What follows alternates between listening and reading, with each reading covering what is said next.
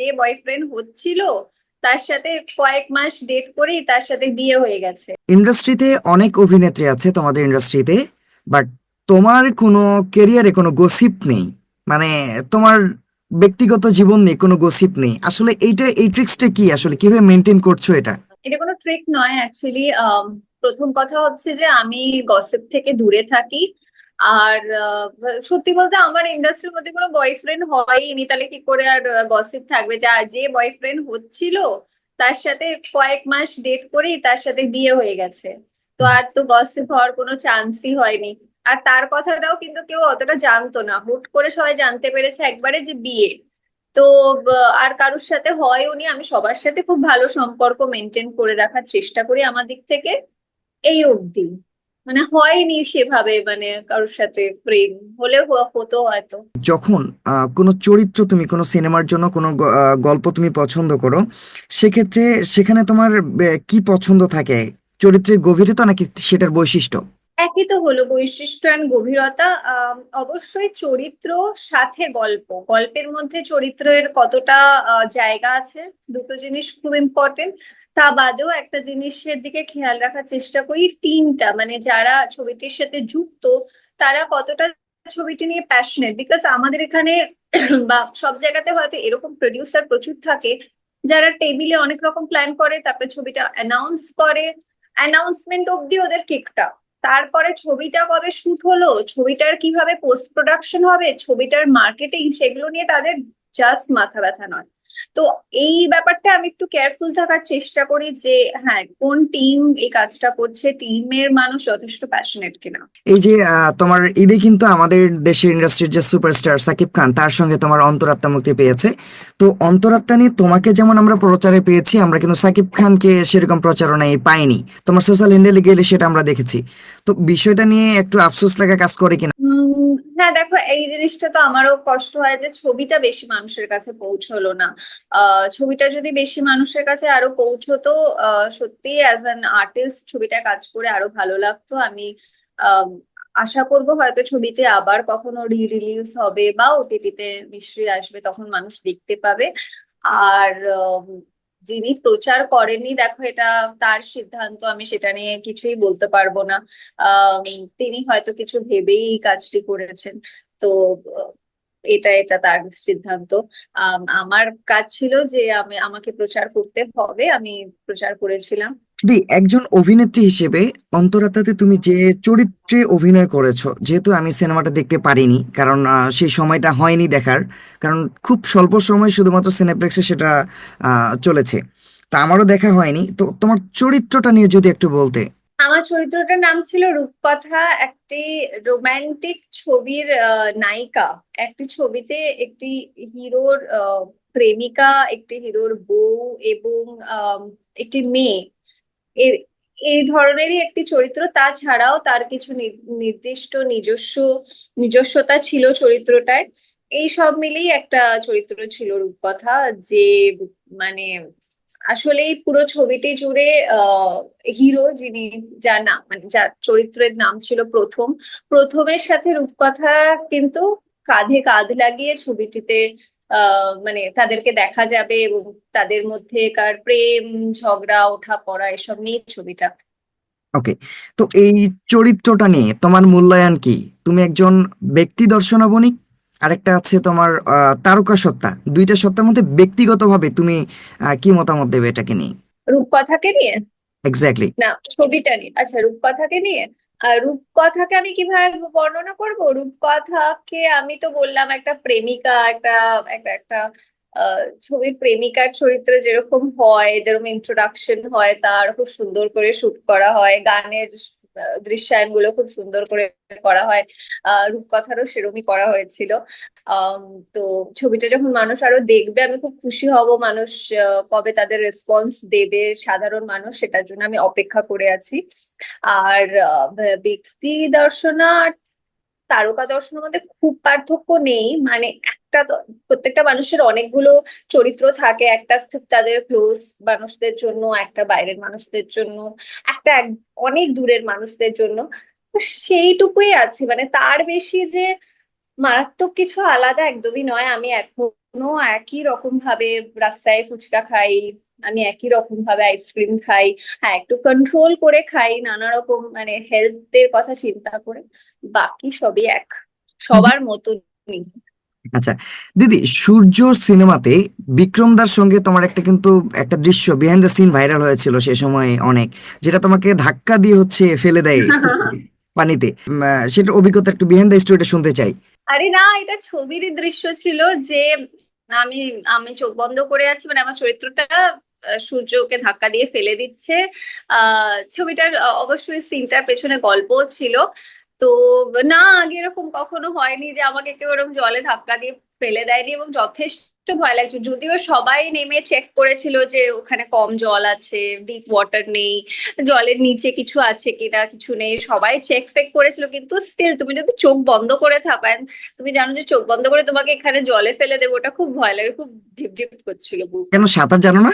সাঁতার জানি, কিন্তু তাও ভালো, মানে তুমি যদি চোখ বন্ধ করে থাকো না, ভয় লাগে, মনে হয় দেখতে পেলে ঠিক আছে। ওকে। আচ্ছা দি, একটু দেবী চৌধুরানী প্রসঙ্গে জানতে চাবো। এখানে তোমার চরিত্র সম্পর্কে কবে নাগাদ আমরা দেখতে পাবো সিনেমাটা ওটিটিতে? আমাদের দেশে যেহেতু ওটিটি স্যার অপশন থাকবে না, একটু জানি সেটা প্রসঙ্গে। আম, অগাস্টে হয়তো রিলিজ করবে। এখনো অব্দি যতদূর আমি জানি, কিন্তু এখনো অফিসিয়াল ডেট অ্যানাউন্স হয়নি, তো হুম। সেজন্য আমিও জানি না। আর আমার চরিত্রটার নাম হচ্ছে সাগর। সাগর হচ্ছে অনেক আগে যে দেবী চৌধুরানী হয়েছিল, যেখানে সুচিত্রা সেন অভিনয় করেছিলেন। আম, সেই ছবিতে আমার চরিত্রটা প্লে করেছে, হয়তো সাগরের চরিত্রটা প্লে করেছিলেন সুমিত্রা দেবী। তো আমি সেই চরিত্রটা প্লে করছি এখানে। তো একটি খুবই বিখ্যাত নভেল থেকে অ্যাডাপ্টেড। তো সেজন্য খুব এক্সাইটেড, এবং আমাদের এখানের মানুষরা তো একদম মুখিয়ে আছে, এবং আমরা অভিনেতারাও বা যারা এই ছবিটির সাথে যুক্ত তারা প্রত্যেকে মুখিয়ে আছি। ওকে দিদি, এখানে কিন্তু বুম্বাদা আছে, শ্রাবন্তী দিও আছে। তো সেক্ষেত্রে তাদের সঙ্গে তাল মিলিয়ে অভিনয় করা কতটা কষ্টের ছিল? একদম কষ্টের ছিল না, মানে বোম্বাদা, শ্রাবন্তী এরা দুজনেই মানে আমাদের মানে অনেকটা সিনিয়র কাজে, এবং আমাদের ভীষণ প্রিয়, ভীষণ সম্মানের। কিন্তু তারা যখন কাজ করে না, তারা এত সবাইকে নিয়ে চলে, সবাইকে সবার সাথে মিলেমিশে কাজ করে, যার জন্য তারা এত বছর ইন্ডাস্ট্রিতে কিন্তু কাজ করছে। কারণ তারা জাস্ট সবার সাথে মিলিয়ে চলে, এবং সবারটা বুঝে তারা কাজ করে, তারা কখনোই মানে খালি নিজেরটা ভাবেই না। আচ্ছা দিদি, একটু বাংলাদেশ প্রসঙ্গে আসবো। বাংলাদেশে তুমি 3টা সিনেমা করেছো। একটা হচ্ছে এবং একটি অপারেশন, নাটক। নাটক আছে, হ্যাঁ নাটক প্রসঙ্গটা আসবো অবশ্যই। সেটা হচ্ছে যে এই 3টা সিনেমাতে তোমার হচ্ছে কাজের অভিজ্ঞতা কেমন? মানে আর্টিস্ট যারা ছিল তারা, বাংলাদেশের এনভায়রনমেন্ট, বাংলাদেশের পিপল, অল দ্য থিংস। প্রথম কথা হচ্ছে যে প্রথম ছবি ছিল অপারেশন সুন্দরবন, দীপঙ্কর দীপায়ন, এবং সেই ছবিতে প্রচুর গুণী অ্যাক্টার্সরা ছিলেন। ভীষণ ভালো কাজের এক্সপিরিয়েন্স, কাজের বাদে আমাদের মারাত্মক ভালো বন্ধুত্ব হয়ে গেছিল। এরকমও হয়েছে টানা 2-3 দিন যে আমরা 2টো 3টে অব্দি রাত্রির আড্ডা মেরেছি, আবার সকাল 6টায় শুট করতে গেছি, এরকমও হয়েছে। এতটা আমাদের সবার মধ্যে একটা বন্ধুত্ব গড়ে উঠেছিল। আর তারপরে ওমরের তো একটা স্পেশাল অ্যাপিয়ারেন্সে ছিলাম। সেটাও আমার কাছে খুব ভালো এক্সপিরিয়েন্স, কারণ আমার বহুদিন ধরে ইচ্ছে ছিল যে আমি কবে ঢাকায় শুটিং করব, কারণ আমার অপারেশন সুন্দরবন খুলনা, যতবার দেশে গেছি খুলনায় গেছি, তারপরে অন্তরাত্মা পাবনায় গেছি, আর ঢাকার এত গল্প শুনেছি, ঢাকা এত বড় শহর পৃথিবীর। তো আমার ছিল আমি ঢাকা দেখবো, আমি ঢাকা দেখতে পারতাম না, তো আমার খুব মজা লেগেছিল, আমি ওমর ঢাকাতে শুটিং করেছিলাম। তো এটা আমার কাছে সবচেয়ে বড় পাওনা ছিল। আর পাবনা তো মানে অন্তরাত্মা তো পুরো পাবনাতে শুটিং, সেখানেও খুব ভালো এক্সপিরিয়েন্স। শাকিব খান ছিলেন ওখানে, শাকিব খানও কিন্তু সকলকে নিয়ে শুটিং করেন, এবং সব মানে একদম মানে উনি কিন্তু খুব ভালো মানুষ। মানে খুবই হাম্বল, এত বড় স্টার কিন্তু সবাইকে নিয়ে সবার মতন করে উনি কাজ করেন, সবার সাথে মিলেমিশে। দিদি তাই তুমি, জন্য again, তাই জন্য শাকিব খান আজ এত বছর ধরে রুল করছে বাংলাদেশের ইন্ডাস্ট্রিতে। এক্স্যাক্টলি। কিন্তু অভিনেতা হিসেবে শাকিব খান কেমন, সবাই সেটা জানতে চায়। খুব অন্তরাতে তুমি কেমন ভালো, দেখেছো? খুব ভালো, মানে প্রথম কথা হচ্ছে যে টেকনিক্যালি তো মারাত্মক স্ট্রং, মানে এক্সপিরিয়েন্স শোজ যে উনি এত বছরের এক্সপিরিয়েন্স রাখেন। ডান্স, আমি আমি কখনো, আমাদের অন্তরাত্মায় কোনো ডান্স সিকোয়েন্স নেই, কিন্তু আমি যেটুকু ওনার ছবিগুলোতে দেখেছি উনি খুব ভালো ডান্স করেন।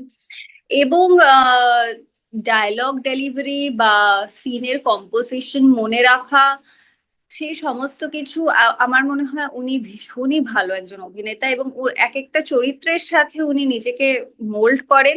আরো একটা ওনার প্লাস পয়েন্ট আমার মনে হয় যে উনি বিভিন্ন রকম লুক ট্রাই করেন, আর সব লুক কিন্তু সবার উপর যায় না, কিন্তু অদ্ভুত ভাবে সাকিবের উপর সব লুক যায়। আর এটা মানে আমি আপনাকে ইন্টারভিউ দিচ্ছি বলে বলছি না, আমি এটা অনেক মানে বন্ধুদের সাথে আড্ডায়, হাউস পার্টিতেও আমরা এটা নিয়ে কথা বলেছি যে একটা মানুষকে সব লুকে কি করে ভালো লাগতে পারে। উনি এক একবার এক এক লুক নিয়ে আসছেন, এক এক রকম ভাবে সুন্দর লাগছে। ওকে। এটা উনি ওনার ওপর আশীর্বাদ ঈশ্বরের।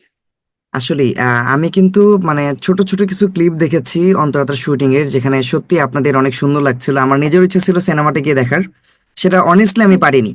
মানে একদিন একটা না না, দেখবেন আবার হয়তো রিলিজ করবে, কোথাও না কোথাও তো রিলিজ করবে, হয় থিয়েট্রিক্যাল রিলিজ হবে আবার নয় ওটিটিতে, তখন দেখবেন। এক্স্যাক্টলি, দেখে নেবো ইনশাল্লাহ। তুমি কিন্তু হচ্ছে মহানায়িকা সুচিত্রা সেনের ভূমিকায় অভিনয় করেছো, তিনি হুম একজন হুম। মহানায়িকা। এখানে তো বেশ একটা চ্যালেঞ্জ থাকার কথা, একটু সেই গল্পটা শুনতে চাই। প্রথম কথা অবশ্যই ভীষণ বড় চ্যালেঞ্জ, কারণ নামটাই সুচিত্রা সেন, মহানায়িকা। আম, যখন আমাকে এই অফারটি করা হয়, I got very excited, and the next moment আমি ভাবছি ও মাই গড, আমি কি করে করবো, আমাকে কি করে ওনার মানে ওনার একটুখানিও কাছাকাছিও দেখতে লাগবে। একটা খুব চ্যালেঞ্জিং ছিল, but everybody was so encouraging, and হয়ে গেছে, সামহাও উতরে গেছি। অ্যান্ড আমার কাছে অনেক বড় কমপ্লিমেন্ট। আমার সাথে এরপরে বিভিন্ন জনের দেখা হয়েছিল, বিভিন্ন নিউজ পেপারে আমাদের এখানে আনন্দবাজার থেকে শুরু করে সবাই লিখেছিলেন যে ওই ওই দৃশ্যটা ছবির one of the best sequence ছিল। এবং আমার সৃজিতদার সাথে তারপরে একটি বিয়ে বাড়িতে দেখা হয়, আমাদেরই একজন অ্যাক্ট্রেসের বিয়ে ছিল। সৃজিতদা আমাকে স্পেশালি বলে যে আমি ভেবেছিলাম তুই কি পারবি, কতটা পারবি, আমি দেখবো। তো হি কমপ্লিমেন্টেড মি যে খুব ভালো লেগেছে। তা দাদা সৌরভদা এবং যিশু সেনগুপ্ত দাদা দুইজনে মিলিয়ে একটা প্রোডাকশন হাউস দিয়েছে হোয়াই সো সিরিয়াস। এখানে হুম। তোমার ভূমিকা কেমন থাকছে একটু সেটা প্রসঙ্গে শুনে নিই। আমার কোনো ভূমিকা নেই। আমার সৌরভের ভূমিকা বাড়িতে, ক্যামেরার বাইরে। আপাতত এই প্রোডাকশন হাউসে আমার কোনো ভূমিকা নেই, এর চিন্তা ভাবনা সমস্তটা ওদের দুজনের। আহ তো ওরা দুজনেই এটা ফর্ম করছে, যত ছোটাছুটি দৌড়াদৌড়ি সবটাই ওরা করছে, আমি শুধু সৌরভের পেছন থেকে I am just having his back, that's okay, it. কিন্তু নামটা হোয়াই সো সিরিয়াস এটার কারণটা কি? কারণ ওদের দুজনেরই খুব পছন্দের চরিত্র হচ্ছে জোকার, এবং জোকারের একটা বিখ্যাত ডায়লগ আছে, ওয়াই সো সিরিয়াস। এটা ওদের দুজনের প্রিয় ডায়লগ কোইন্সিডেন্টলি, তো তাই জন্য ওরা নামটা রেখেছে ওয়াই সো সিরিয়াস। আরেকটা বিষয় সেটা হচ্ছে এই আহ, স্বামী হিসেবে সৌরভদা কেমন? ভীষণ ভালো। মানে আমি এক্ষুনি ভাবছিলাম বলতে যাবো ওকে মার্কস দেবো, বাট আমি ওকে মার্কস দেবো না, এখনো লম্বা, দিল্লি আবি দূর হ্যায়, অনেকদিন চলা বাকি। বাট খুবই ভালো, খুব আন্ডারস্ট্যান্ডিং, খুব এনকারেজিং। আমি অনেক অ্যাংজাইটিতে ভুগি, অনেক সময় অনেক এ করি, হাইপার হয়ে যাই, ও আমাকে ঠান্ডা করে। হ্যাঁ কি হয়েছে, হ্যাঁ এরকম, মানে আমি হচ্ছে এই আমাকে এটা করতে হবে এখান থেকে হ্যাঁ হ্যাঁ কি, হ্যাঁ ওকে, স্মাইল। তো আমাকে এইভাবে কথা বলায় যে স্মাইল, হ্যাঁ রিল্যাক্স, এইসব করে ও। আর আমার যা যখন যা দরকার তাই ও জানে খুব ভালো করে। অ্যান্ড যখন হয়তো খুব বেশি কাজ হচ্ছে, মানে কাজ হচ্ছে ইন দ্য সেন্স খুব বেশি আউটডোর যাওয়া হচ্ছে আমাদের দুজনে, তারপর একটা ছোট ট্রিপ প্ল্যান করে ফেলে, একটা ডেট প্ল্যান করে ফেলে। তো এখন অব্দি তো খুব ভালো, লেটস সি। ওকে, বাংলাদেশের নাটকেও তুমি কাজ করেছো, ভবিষ্যতে হুম। আমরা তোমাকে আবার নাটকে পাচ্ছি কিনা? একই সঙ্গে হচ্ছে বাংলাদেশের নাটক নিয়ে তোমার মন্তব্য কি? বাংলাদেশের নাটক আমার ভীষণ প্রিয়। আমার নয় শুধু, আমাদের এখানে প্রচুর মানুষরা কিন্তু বাংলাদেশের নাটক নিয়মিত দেখেন, এবং বাংলাদেশের নাটকের প্রোডাকশন, গল্প, অভিনয় আহ আমার মনে হয় বিশ্বমানের হয় কিছু কিছু কাজে। আহ এবং বাংলাদেশের নাটকে কাজ করার অভিজ্ঞতা খুব ভালো, কারণ আমার বহুদিন করার ইচ্ছে ছিল, এত দেখতাম যে আমি একটা নাটক করবো, একটা নাটক করবো, এটা ভাবতাম। তো ফাইনালি এইটা করা হয়।